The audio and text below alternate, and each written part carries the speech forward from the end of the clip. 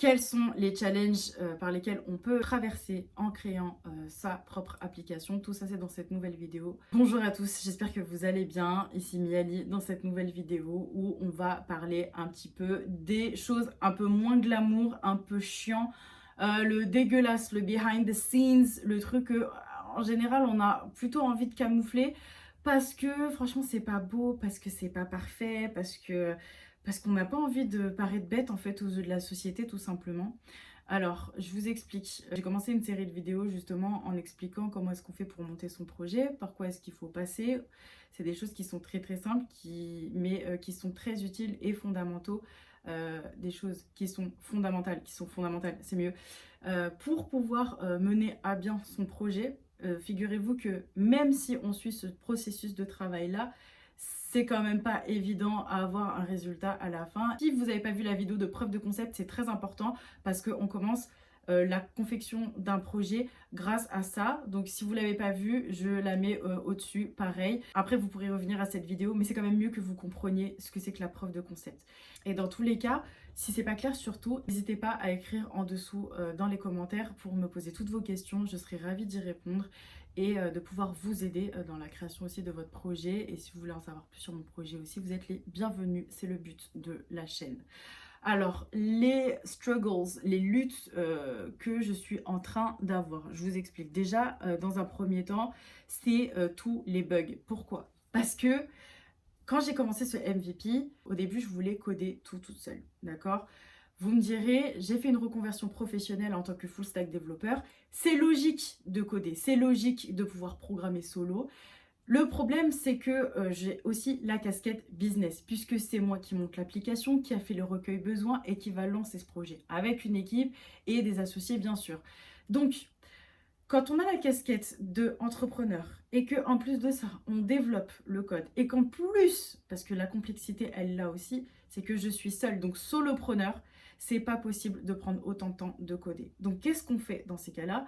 On s'aide de l'IA, on s'aide de l'intelligence artificielle qui est donc partout et ça passe aussi par la confection de l'application. Donc moi quand j'ai commencé en fait c'était avec le site qui s'appelle bolt.ai. Donc en fait l'avantage de ça c'est que quelqu'un qui ne sait pas coder va pouvoir l'utiliser puisqu'il s'agit d'un outil qui est no code. Donc quelqu'un qui ne sait pas coder va pouvoir l'utiliser correctement puisque si vous utilisez ChatGPT, c'est le même principe mais pour créer une application ou un site web. C'est-à-dire qu'il va falloir utiliser des prompts pour pouvoir créer ces fonctionnalités et l'avantage c'est qu'on le voit très très rapidement. Jusque-là, tout va bien, l'IA est là pour nous aider et tout, c'est sympa, on est content, ça va vite et tout. Maintenant, il y a un problème. Le logiciel dont il est question, en fait, les accès, les mots de passe, en fait, n'étaient pas du tout les miens. D'accord? Il faut savoir que le compte qui a été ouvert, c'était pour toute la cohorte, pour qu'on puisse apprendre à utiliser l'outil. Et c'était aussi pour donner des retours aux personnes qui nous ont donné l'atelier, qui nous ont enseigné comment utiliser Bolt. D'accord? Donc, ben, forcément, quand la cohorte était finie, parce qu'il faut bien qu'elle se finisse un jour, et s'est terminée en avril, forcément, bah, la possibilité qu'on a de faire, c'est de pouvoir exporter, et c'est logique, exporter le projet en local dans mon ordinateur. Et bah, comme du coup c'est terminé et que logiquement j'ai pas forcément envie qu'on pique mon projet, ça tombe sous le sens, ben, j'ai tout effacé. Mais du coup ça veut dire que tu es livré à toi-même. Donc tu es obligé de refactorer le code, tu es obligé aussi de regarder justement bah, les composantes, recorriger, etc. Là, aujourd'hui, j'ai trouvé un autre outil qui s'appelle Cursor. Cursor qui va permettre aussi de pouvoir créer du code correctement pour pouvoir créer son application aussi. Et donc depuis que j'utilise Cursor, c'est-à-dire depuis à peu près maintenant 3-4 jours, ce qui reste encore tout petit et j'ai pas un recul suffisant pour en faire des vidéos, mais ça va venir quand même. En fait, j'arrive avec mon projet Bolt, je l'importe du côté de Cursor. Et en fait, je me rends compte que en regardant mon application comme ça, il y a plein de choses à améliorer et une des choses auxquelles j'avais pas pensé, c'est la traduction français-anglais.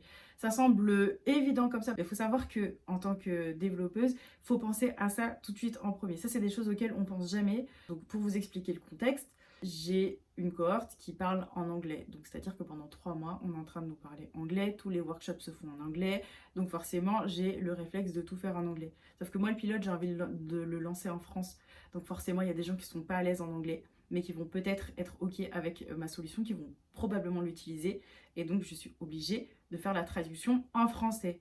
Et le problème, c'est que sur le point de vue développement, c'est quelque chose qu'on doit penser en premier. C'est-à-dire que quand on crée une application, quand on design l'application, il faut penser déjà mobile first, c'est-à-dire qu'on sait que, moi en l'occurrence, du coup ma niche, elle utilise son portable tout le temps, elle scrolle TikTok H24, et en plus de ça, on sait très bien qu'on veut l'appeler à l'international, donc du coup forcément il faut penser français-anglais dès le départ. Sauf que moi je l'ai fait après, et moi mes composantes elles étaient déjà codées, et on est obligé de faire le travail de traduction au fur et à mesure. Et en fait ça prend un temps de fou, sachant que je suis en train d'apprendre à bidouiller en plus sur Cursor, donc en fait c'est la catastrophe, et il faut voir ce que je suis en train de lui demander. Constamment je dois valider. Et en fait ça me fait perdre du temps, mais bon c'est pas grave, leçon apprise. Mais ça m'a créé un bug, et ce qui fait que je ne peux pas accéder à l'onglet éducation, ce qui fait que là j'ai beau avoir déployé l'appli, mais forcément je clique et ça fait un truc blanc, et c'est chiant, mais c'est pas grave. Il y a un autre truc aussi où j'ai voulu tout reprendre à zéro alors que j'étais déjà partie sur cette application là, que j'avais déjà les retours. Je me suis dit je vais faire une autre application. J'ai perdu du temps, enfin j'ai perdu du temps. En tout cas, j'ai pris du temps pour refaire une autre application, etc. Et au final, je me suis dit, mais en fait, pourquoi est-ce que tu veux reprendre de zéro un truc où tu as déjà une validation de certains étudiants? Pourquoi est-ce que tu veux reprendre une application de zéro alors que tu as déjà la validation de ta cible, que ça, du coup, c'est pas mal? Pourquoi est-ce que tu vas pas déployer? Pourquoi tu vas pas déjà la mettre sur un Apple Store? Mais non, Miss Mieli, Miss Perfectionniste, ça y est, vous va vouloir recommencer quelque chose. Tout ça parce que tu as été challengé par un ou deux PM, Project Manager, ou parce que tu as été challengé par quelqu'un qui va probablement pas utiliser ton application. Donc ça aussi, c'est des moments où c'est un peu compliqué à traverser parfois, parce que quand on commence à parler de son projet et qu'on s'entraîne à pitcher, il y a des gens qui vont arriver avec leur scepticisme, ils vont arriver avec, certes, alors leur point de vue un peu charpie, très bien, parce que faut quand même penser comment est-ce que tu vas faire des revenus, ça on reviendra après là-dessus, mais oui, ça semble logique, mais faut pas que ça dénature l'ensemble de ton application. Toi, tu es allé sur le terrain, tu as vu avec eux, avec ta cible justement, comment est-ce que ça se passait, tu as la réponse, tu as pu créer tes features, pourquoi est-ce qu'on va recommencer de zéro? Pour être honnête avec vous, j'ai passé des semaines à douter comme ça, à me dire ok, je vais voir, je vais essayer derrière. Un autre truc aussi, alors ça c'est les gens qui s'intéressent à tout, qui ont un profil un peu multipotentiel, qui se disent ok, on va commencer un projet, mais peut-être ce projet on ne sait pas, donc on va voir derrière. Alors que j'avais déjà fait la preuve de concept et tout, mais je m'étais dit ok, on va peut-être partir sur des bijoux, complètement rien à voir, hein. On va partir sur des bijoux. Et on va comparer les deux et on va voir justement lequel est le plus rentable et pourquoi. Et en fait, non, c'est pas forcément la meilleure façon de faire. Parce qu'à la fin, ce qui s'est passé, c'est que j'ai grave eu la flemme en fait de pouvoir développer la partie bijoux et de me dire non, non, mais attends, regarde. Regarde la connexion que tu as eue avec certains étudiants. Parce que c'est ça aussi, c'est là-dessus que j'ai tranché aussi.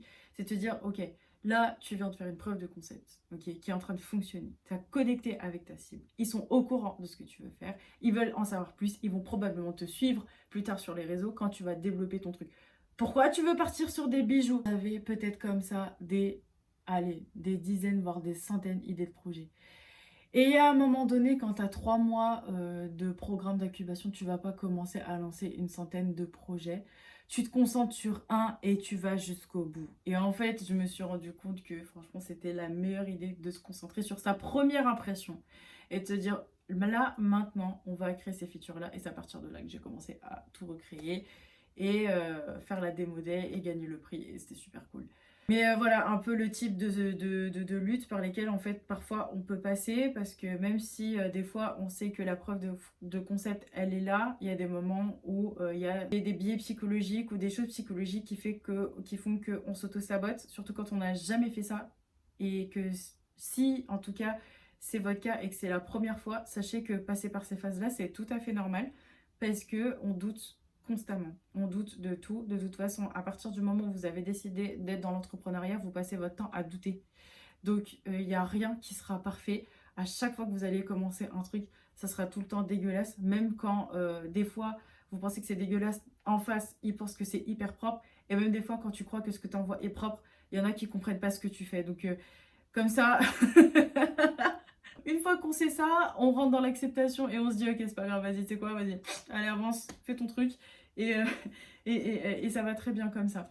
Mais oui, effectivement, ce sont des luttes. Et je vous rassure, en fait, on peut les traverser. C'est pas drôle, mais on peut les traverser ensemble. Et si vous avez des luttes comme ça, si vous avez des doutes, si vous avez des difficultés à utiliser des outils, racontez-moi en commentaire en fait comment ça se passe pour vous. Parce que ça m'intéresse en fait de savoir que, je suis pas seule, mais surtout de se dire, venez, on crée une communauté assez sympa et on se dit, on raconte tous nos problèmes et on essaye de voir comment on peut s'en sortir réellement. Enfin, c'est ça en tout cas le but aussi. C'est vrai que l'entrepreneuriat, ça demande vraiment une grande part de vulnérabilité, qui que vous soyez. Très très dur de montrer la partie qui n'est pas magnifique, qui n'est pas glamour. En fait, je me dis des fois, quand on crée quelque chose, on veut tout de suite que ça fasse une keynote façon Steve Jobs. On a tout de suite envie que ça... faut que ça shine et tout. Mais en fait, non, ça peut pas marcher comme ça.